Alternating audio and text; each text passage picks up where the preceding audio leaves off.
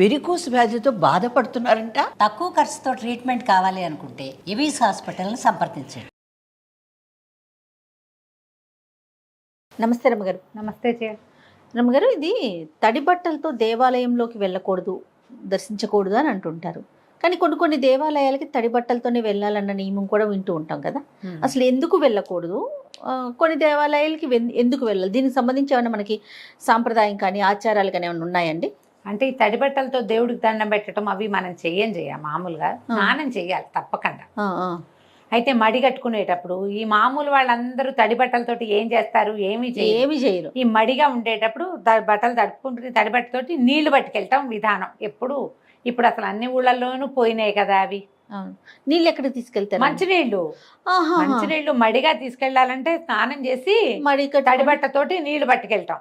తడి బట్టతోటి మంచినీళ్ళు పట్టుకెళ్లేవాళ్ళు. అది ఏనాడు నేను చూసే 30 సంవత్సరాలు దాటింది తెలుసా తడి బట్టలతో నీళ్లు పట్టుకొచ్చేది. అవి వంటకిను స్వామి దేవుడికి వాడుకునేవాడు, మడి వంటకి. మిగిలిన జనమందరికీ ఎందుకు ఈ మడి వ్యవహారం అవసరం లేదు, ఎవరికి అక్కర్లా కదా.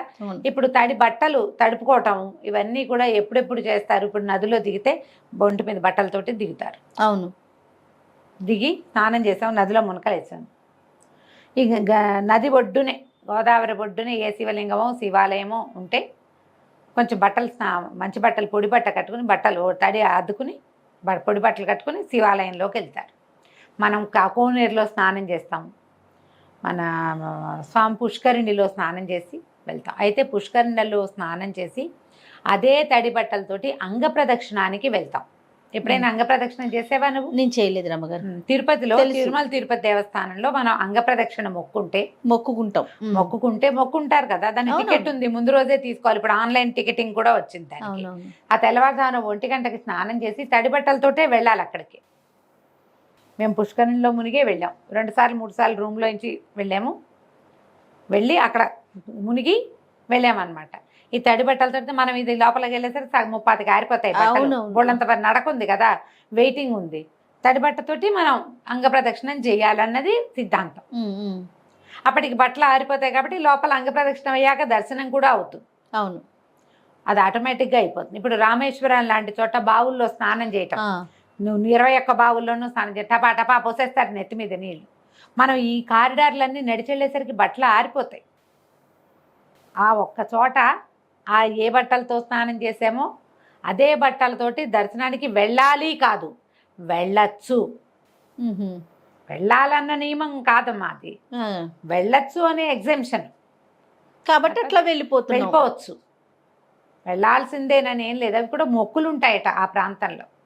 ఓహో, తడి బట్టలతోనే వస్తామని దండం పెట్టుకుని అలా మొక్కుగా తీర్చుకుంటారు. తడి బట్టలతోటే వెళ్ళి దండం పెట్టుకోవటం.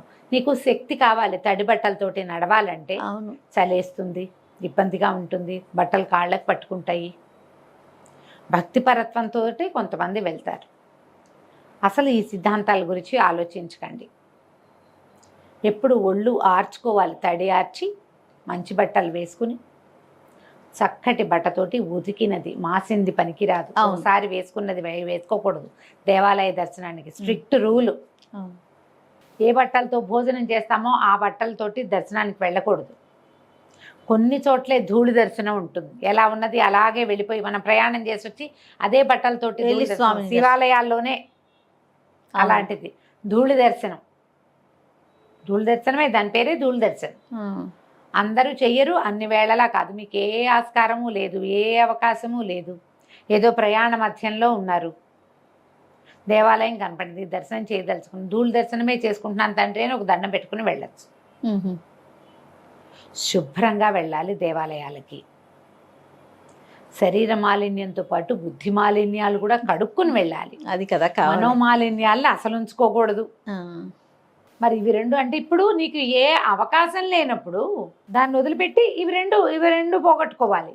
మనోమాలిన్యము బుద్ధి మాలిన్యాలని పోగొట్టుకుని శరీర మాలిన్యం ఉన్నా కూడా పర్వాలేదు. ఎప్పుడో ఒకసారి అవకాశం లేకపోతే, నీకు అన్నీ ఉండి నేను మాస్టిమొహం వేసుకుని వెళ్తానని అనకూడదు.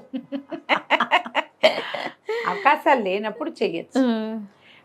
ఇంట్లో కూడా తడి బట్టలతోటి దీపారాధన చేయటము అవి సాధారణంగా చెయ్యాలి. తడి బట్టతోటి అంటే మేము ఇది వరకటి రోజుల్లో పొయ్యి వెలిగించుకునే రోజుల్లో పొయ్యి అవి వెలిగించటము, తర్వాత పొడి బట్ట కట్టుకుని మా పనులు చేసుకునేవాళ్ళు. నాకు తెలుసు మా అమ్మ తడి బట్టతో వంట మొదలు పెట్టడం. మా విద్యకై మా మూడోకై కూడా ఆవిడకి చాలా వీరమడే, తను కూడా చేస్తుంది అట్లాగే. పొయ్యి వరకు చేస్తారా రమ్మగారు? కొంత పని, కొద్దిపాటి పని చేస్తారు. ప్రసాదాల వరకు ఏదైనా మొదలు పెట్టడం వరకే. ఈ తడి బట్టతోటి వడ్డన అవి వంట అది ఎప్పుడు చేస్తారంటే తిథులు పెద్దవాళ్ళ తిథి ఉన్నప్పుడు తడి బట్టతోటి వంట చేయాలి. అస్సలు మైల పడకూడదు అని సిద్ధాంతాలమ్మా. లేదా పైన ఆరేసిన బట్టలు, ఇప్పుడు మడి బట్ట ఆరేసి ఉండాలి. ఏదైనా విడిగా ఆరేసి ఎవరు ముట్టుకోకుండా ఉన్న బట్ట కానీ పట్టు బట్ట కానీ ఉంటే అవి కట్టుకుంటారు. అవి లేవనుకో, అవి కుదరలేదనుకో, తడిబట్టతోటి. దేవతార్చన వంట అంతా తడిబట్టతోటి చేసేవాళ్ళు చాలా తక్కువ, అప్పుడే తక్కువ. ఇప్పుడు అసలు ఈ కాలంలో లేనే లేదు. ఆరేసిన బట్ట కట్టుకోవాలి, మడిగా ఆరేసుకున్నది పనికొస్తుంది. మడుగు ఇదంతా మడి వ్యవహారమేనమ్మా, సార్వజనీన వ్యవహారం కానే కాదు. ఎక్కడి నుంచో తెస్తారు ఇవి ఒక పాయింట్లు మన వాళ్ళు. అది ఇప్పుడు నేను ఇది చెప్పంగానే అందరూ మేము కూడా అలాగే చేస్తామని మొదలు పెట్టద్దు. ఇది చేయకూడదు ఈ పని. ఎవరి పద్ధతి ప్రకారం వాళ్ళు చేసుకోండి హాయిగా. ఇప్పుడు మనం దేవాలయాల దర్శనానికి వెళ్ళినప్పుడు రమ్మగారు కొన్ని నదులు ఉంటాయి ఇందాక మీరు అన్నట్లుగా. ఫర్ ఎగ్జాంపుల్ మన విజయవాడ కృష్ణా నది ఉంటుంది. అమ్మవారిని దర్శించుకునే ముందు అవకాశం ఉంటే నదిలో స్నానం చేస్తాం, ఖచ్చితంగా బట్టలు మార్చుకుంటాం కదా రమ్మగారు? నది స్నానం చేసి లేదా పుష్కరిణి, కోనేరు, స్వామివారిది, అయ్యవారిది ఏమైనా ఉంటే, మహానందికి వెళ్తాం, స్నానం చేస్తాం కదా, బట్టలు మార్చుకుని దర్శనానికి వెళ్ళాలి. మీరు అభిషేకం చేయటానికో దేనికైనా ఏమైనా కొన్ని ప్రత్యేక పూజలకి ఈ విధానము అనుసరించాలి అంటే చెయ్యాలి తప్ప సార్వజనీన వ్యవహారం అదైతే కానే కాదు. దాని గురించి ఆలోచించద్దు. పైగా ఇప్పుడు మనం ఉండే ఈ అపార్ట్మెంట్లలోనూ అక్కడ ఈ తడి బట్టలతోటి ఏం తిరుగుతాం చేయి, ఫ్లోరింగుల మీద కాళ్ళు జారిపడతారు. అవునా కాదా? మరి ఎంత శ్రద్ధ కావాలి దానికి. అలాంటివి ఏం పెట్టుకోవద్దమ్మా. స్నానం చెయ్యండి తప్పకుండా. దేవాలయ దర్శనానికి స్నానం చేసి వెళ్ళాలి, తలస్నానం చేయాలి. ఇది కలుపుతాం ఇందులో. తలస్నానం గుళ్ళోకి వెళ్ళాలంటే నెత్తిమీద నీళ్ళు పోసుకోవాల్సిందే. ఇలాంటివి ఉంటాయి చాలా మందికి. వివాహితలైతే పుణ్యస్త్రీకి తలస్నాన నియమం లేదు, ఏ జాతిలోనూ లేదు. పసుపు రాసుకుని స్నానం చేయండి పొద్దునే. మీకు అవసరము తలంటి పోసుకొని 4 రోజులైంది తల మురిగ్గా ఉంది అనిపిస్తే తలంటి పోసుకోవాలి తప్ప తల రుద్దుకోవాలి కానీ, లేకపోతే అవసరం లేదమ్మా. పసుపు రాసుకుని స్నానం చేయండి. మొన్న అప్పుడెప్పుడో ఎక్కడో పార్టీకి వెళ్ళి కట్టుకుని కాసేపు కట్టుకున్నాం కదా అని మడత పెట్టి హ్యాంగర్ తగిలిచ్చిన చీర కట్టుకుని గుళ్ళోకి వెళ్ళకండి. వాటితో పూజ కూర్చోకండి. ఉతికింది లేదా కొత్తది ఉతకని బట్టని కట్టుకోవద్దు. కట్టి విడిచిన దాన్ని కట్టుకోకూడదు. పూజకి పనికిరాదు, దేవాలయానికి పనికిరాదు. మీరు ఏ పెళ్ళికో పేరెంటానికో వెళ్తారు, ఏం పర్వాలేదు, ఏం కాదు. వీటికి మాత్రం పనికిరాదు. పీటల మీద కూర్చుంటాం, ఏదైనా పూజ చేసుకోవడానికి కూర్చుంటాం, మనమే సత్యనారాయణ వ్రతం చేసుకుంటాం, అప్పుడెప్పుడో కట్టి విడిచిన చీర కట్టుకోవద్దు. భోజనం చేస్తే ఆ బట్టలు కట్టుకుని పనికిరాదు. కొంచెం బాత్రూమ్కి దానికి వెళ్తాం, అవి పనికిరావు. మీ మడి అంటే ఇందులో శుద్ధత చాలా ఇంపార్టెంట్, ఇది పెట్టుకోండి. అంతేగాని తడి బట్టలు కట్టుకుని వెళ్ళాలా, గుళ్ళోకి వెళ్ళి తీరాలా, వెళ్తే మంచిదా, వెళ్తే అదేదో వస్తుంది, ఏం లేవాలంతా. సో తలస్నాన నియమం కూడా పుణ్యస్త్రీకి లేదు. లేదు. తిట్టద్దు మరి. మగవారు పిల్లల పరిస్థితి రమ్మగారు, వాళ్ళు చేయాలని అట్లా అసలు పిల్లలకి ఉండదమ్మా. పిల్లలకి అసలు ఏమీ లేదు. పిల్లలకి మగవారికి ఏమన్నా? మగవారికి అయితే ఉంటుంది.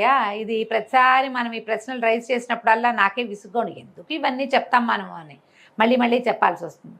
మగవారికి స్నాన నియమం ఉంటుంది. తలస్నాన నియమం ఉంది అంతే. దర్శనం చేసుకునేటప్పుడు తలస్నానం చెయ్యాలి అని నియమం అయితే ఉంది. స్త్రీలకు ఆ నియమం లేదు. ఎందుకంటే మీరు ప్రతిదానికి ఒక అమెండ్మెంట్ ఏదో ఉంటుంది. ఆడవాళ్ళకి తల ఆరదు జయ తొందరగా, మగవాళ్ళకి తల ఆరిపోతుంది, నువ్వు గమనించు. అవును, అందుకని పెట్టలేదంట. వీళ్ళకి జబ్బు చేస్తుందమ్మా, వీళ్ళు మూలపడతారు. పాయింట్ అర్థం అవుతుందా? ఇదివరకు ఈ పుణ్యస్త్రీలో ఎందుకు చెప్తారంటే, పూర్వము తల ఉండేది కాదు, పుణ్యస్త్రీలు కాకపోతే తలలు ఉండేవి కాదు. నాకు ఆ క్వశ్చన్ రేజ్ అయింది మనసులో, ఇదేంటి పుణ్యస్త్రీలే తల స్నానం చెయ్యనక్కర్లేదు అంటున్నారు అనుకున్నాను. బట్ కానీ వీడియోలో అడగకూడదు అనుకున్నాను రమ్మగారు, ఎందుకు ఈ పాయింట్ చెప్పారంటే దాంపత్య జీవితం ఉంటుంది కాబట్టి వీళ్ళకి. అలాంటప్పుడు స్నానం చేస్తే కానీ పనికిరాదని పెచ్చలు చాలా ప్రబలినాయి. దాంట్లో అలాంటిది కనుక మీరు ప్రశ్నించేటట్లయితే, దాంపత్యం వల్ల మగవాళ్ళు తల స్నానం చేయాలి గుళ్ళోకి వెళ్ళాలంటే, ఆడవాళ్ళు తల స్నానం చేయక్కర్లేదు, వీళ్ళు పసుపు రాసుకుని స్నానం చేస్తే సరిపోతుంది. ఇదే పాయింట్. రైట్, ఇంతే. ఇంతే, వెరీ క్లియర్. థ్యాంక్ యూ రమ్మ గారు, నమస్తే. నమస్తే.